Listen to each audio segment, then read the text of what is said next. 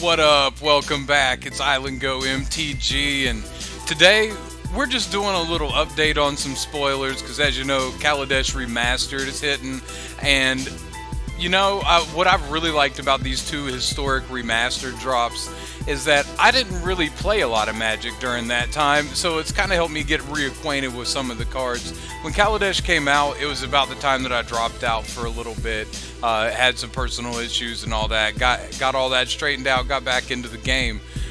So it's been fun to see how some of these cards work that I'm not as familiar with.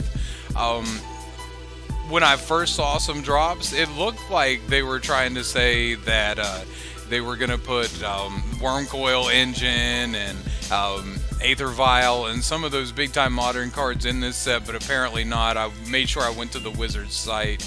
Also, first and foremost, before I go any farther, right here is the link for the beats right here. I don't own them, but check them out. These guys are dope. So what I'm going to go over is just some of the main cards. I got a couple notes that I made. Just some of the main cards that I think can make a splash right now in historic and possibly even standard, but mainly historic. Well, obviously, no, none of them are even going to be in standard. Scratch that. Call me out in the comments. Anyway, so guys, let's get into this real quick. I'm going to do a brief rundown. I don't want to make this a very long video, so some of the chaff I'm going to skip over, but the highlights definitely I'm going to bring up. The Rock might end up being okay. I didn't see it played. And also, if there's any possible energy decks that are going to come up or vehicle decks that are obvious includes, I'm probably not going to bring those up because I don't know a lot about those decks specifically. Oh, don't even worry about it. Okay, so first off the bat, as I scroll down through, the first one that caught my eye was the Cataclysmic Gearhulk. And this guy is a great sideboard card in Modern. I don't know how wondrous he's going to be in Historic, but I think that it's definitely going to see a home. In BO3 is going to be a great sideboard card for control decks to bring in against aggro decks and decks that try to go wide. This would probably be a really great card out of the sideboard against the Goblins, honestly. Something like that, I think, definitely has some possible play to it. Another possible sideboard card I saw was Fragmentize. Now, it's a 1 mana cost card, which is wonderful. It is sorcery speed, but at 1 mana we can't complain a whole lot. But it's destroying a target artifact or enchantment 4 or less. That's going to hit a lot of stuff that's going to be relevant. I would assume something like this I like in Pioneer a little better. But I think this is a possibility of having some game. Fumigate, the only upside is really the life gain. So I don't think that this is an upgrade from any of the options that we already have in Historic right now. These guys don't really stand out a lot. I mean, obviously this will probably be in like a Thopter Servo kind of deck. Maybe for vehicles. I think vehicles uses a lot of the Thopters and stuff, I would imagine. Let's see. SRAM. We already have the blue-white artifact, the blue-white enchantment deck. SRAM is a big thing in Pioneer, so I would imagine this would be in addition to that blue-white artifact deck or the blue-white enchantment deck, kind of like a Historic Boggles. Y'all, center myself. Learn how to talk, Nate. All right, guys, let's go. So, like I said, Thopter's right here. Mill has become more of a thing. Obviously, this guy is going to be in that. So you got to look out for him coming up in a mill deck here pretty soon. Ceremonious Rejection. Fantastic sideboard card, especially if you get matched up against the colorless Tron deck. Disallow will could be pretty big as well. There may be a lot of talk about whether or not this is the 3 mana counter spell that's the go-to. I don't think that it's better than Absorb. And I like Sinister Sabotage's ability to interact with the library. But this has some game too. So we'll see, but it's a card to be on the lookout. I think in Energy decks, Glimmer of Genius will probably be a fantastic card to play. If you're not looking for the energy bonus, though, we definitely have better end of turn instant speed draw effects that are available.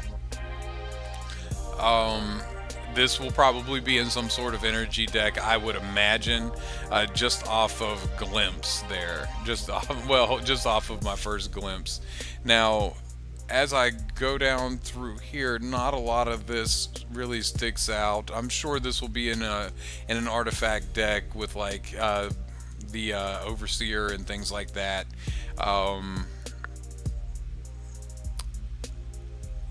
Torrential Gearhulk will see some play. I think decks like Teamer decks could probably do ridiculous things with the Gearhulk. And there is a loop that they have going with Gearhulk and Sublime Epiphany that I've seen in a Teamer deck in Pioneer. So that's something that they could probably do there. Weir of Invention, you got to be on the lookout for it. It's a card that could possibly be something. I wouldn't be surprised if it turned into a deck, but I can't possibly think of like all the combinations that you throw in it with. But I would say like an Emery style blue artifact deck, it would probably fit into pretty well. This guy, I think, has a lot of good game in a possible rogue deck, even with the high mana cost. When I first was skimming through here, I thought this was a 2-drop, and I was just going nuts over this thing. But what a difference 2 mana will make, right? Hey, let's see. This is extremely high costed, so I don't really see a whole lot from that. Fatal Push might be one of the biggest additions to the format in this drop, to be perfectly honest with you. I mean, it's going to be an instant premium black removal. It's going to make black removal decks a lot better. I mean, this is a big drop right here. Like, I mean, as I'm looking over some of the cards that I have here that stood out to me,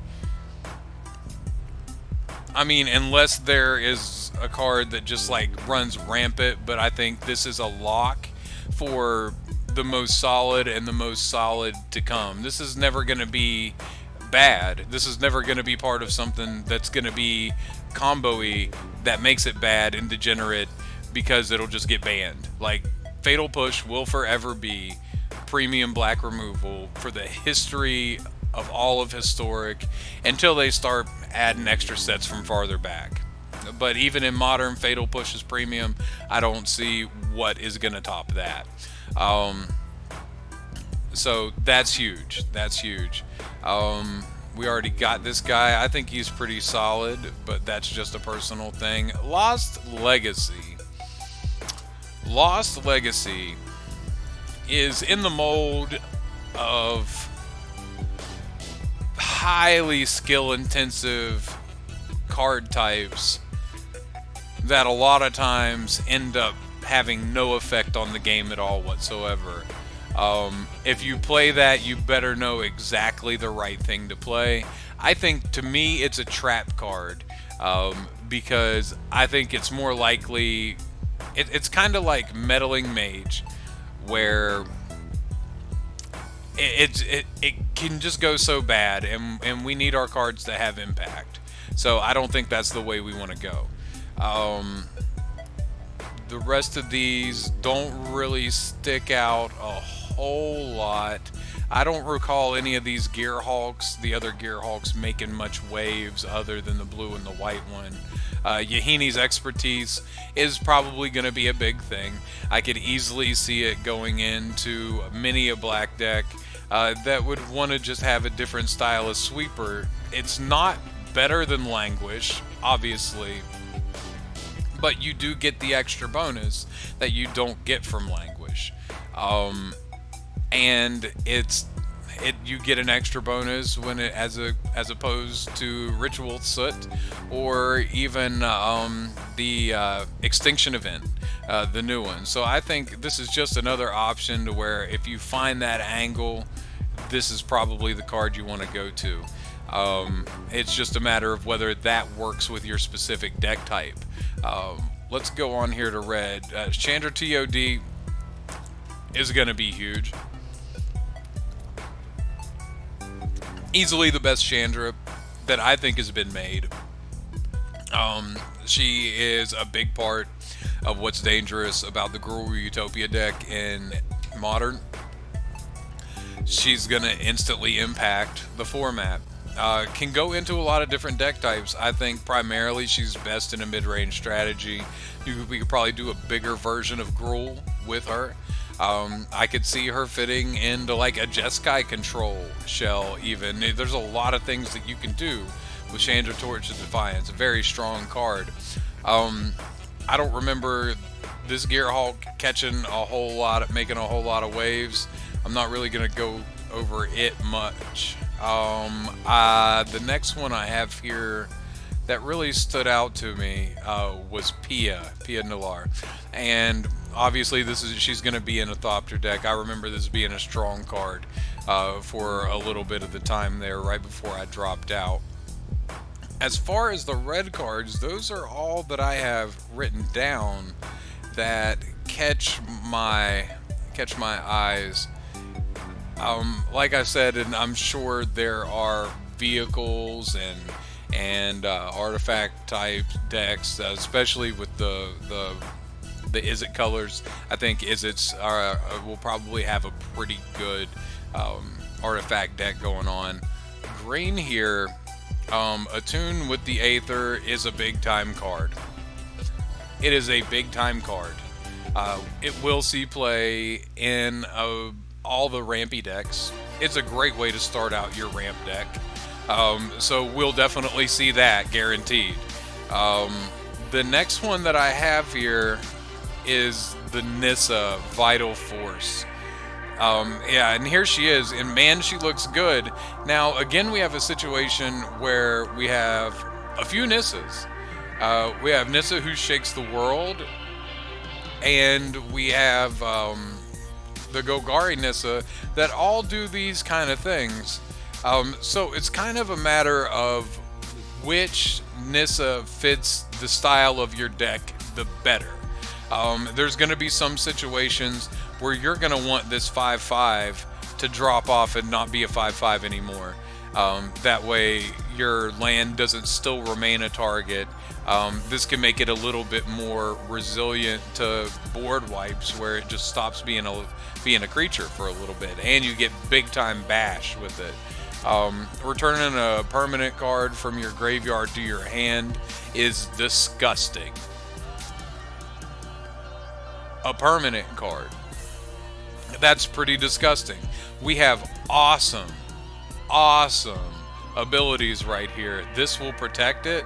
I mean, that's one of the cardinal first questions and requirements for a planeswalker to be good is, can it protect itself? Yes, she does. So that's huge. That's huge. As I go through here, the Unbridled Growth, I think this has a really good chance of going. You get this draw option, you get mana flexibility, and it's a turn one. I think we could easily see that. It's kind of a Utopia-ish card. Ish. So I think something like this in like a mid-rangey green-red deck would go pretty well. The multicoloreds, Johnny Unyielding is really high mana cost. The removal is great. The library dig is great. Um, it's just so high mana cost. Who knows? I don't think this guy is going to fit into any type of rogues deck because he's an artifact guy. Dovin Bond, probably not. We have better options at 4 mana for planeswalkers in that type of card. Um, the Depala, maybe, but like in a very specific in the vehicle deck. You know, we're definitely looking to crew with that thing. Let's see, Campbell, however you pronounce it. This guy, it seems pretty good. He seems pretty good. I could see him getting some play in aggro decks for sure. And at the 3 mana spot there in those colors, I think maybe in a mid-rangey shell. Well, it's absolutely going to be great out of the sideboard against control decks and other decks like that. So it's going to be strong. It definitely has a role. We'll see what it fits into. A lot of these others don't seem huge. The Oath of Ajani could potentially have play for sure. There's a lot of upside there. We'll see if anybody can take advantage of it. Saheeli will definitely be part of an Izzet Thopter-ish artifact deck. I'm sure. I'm sure. This Tezzeret possibly might fit into a different style artifact deck. We'll see. Not very familiar with this guy, so definitely open to interpretation from me. Okay, so artifacts here, especially in this set, are on display for the biggest part. Aetherworks Marvel, I wasn't playing when the Aetherworks Marvel deck was really killing it in Modern. As I was coming back in is when they axed that thing. So I'm not sure exactly what that deck is going to look like. And a lot of you guys are out there probably like, whoa, this is going to be your first opening to that. And yeah, so, you know, trial by fire here. But I'm sure it's going to be a thing. I don't know. I have no idea whether or not I can say that there's enough support in the format to make it that strong either. But I'm sure people will try it, and I'm sure it'll beat me at least once or twice, probably. Bombat Courier, it'll go into aggro red decks for sure. I think we have Chief of the Foundry. If not, Chief of the Foundry will be in some artifact aggro decks. Let's see, what's some of these others here? I think Heart of Kirin was a thing. It seems like it might have been a thing, but it might not have been either. Like I said, I don't recall that era as much. Somebody will probably try and do something with this. I could see it being good with the Ugin the Ineffable being a little easier to cast, but even still, like once you get up this high, I would rather just play Ulamog for 10. Paradox Engine is one of those cards where I'm not very familiar with, but I know it's been very abused in the past. So I could easily see it being abused again. Prophetic Prism, I find highly interesting.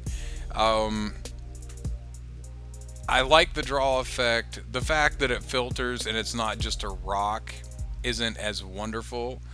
But I think if the colorless decks start to splash, this is something that you could see start to be a thing. Now, the Scrap Trawler and Scrap Heap Scrounger, they're going to see some play.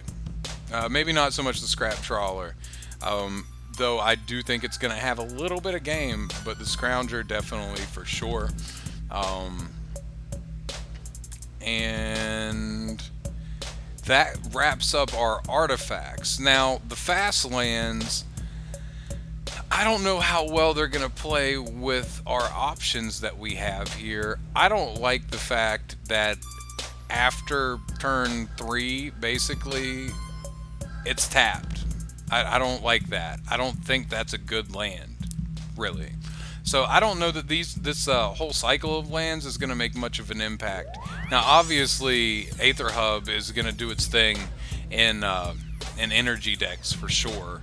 Um, I know Botanical Sanctum sees a lot of play in Modern, so I'm sure these will find a home. I don't know why you would ever want to play more than like one or two, though. Inventor's Fair will probably may have some game in some situations, but I don't think it's as much of a lock. Um, and here, see, we have the Spiral Bluff Canal. These guys do see play in Modern, so I don't see it as high impact. Overall, for this set, I don't see a ton of power. At first, I thought it was just going to warp the entire format. Um, I think there are going to be some new decks introduced. I think the format is going to be shaken up. I think if you want to play BO3, there's a lot of sideboard goodies in this. And I think we have more options. Overall, the biggest slam dunk to be good and stay good for an extended period of time, I still believe in this entirety of the set, is Fatal Push. I mean, that's never going to stop. Chandra Torch of Defiance is extremely high power as well. As far as like raw power, I would probably put those up there.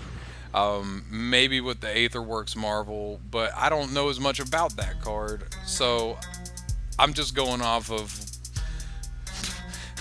like fabled tales of battles past, you know. So I think there's a lot of goodies. I think there's a lot of interesting things you can do. I'm definitely prepared. I got over 10,000 gold and gems ready to go, and I feel like I may have overdone it, honestly.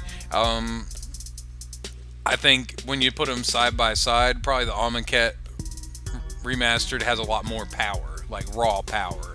A lot more things that I wanted instantly.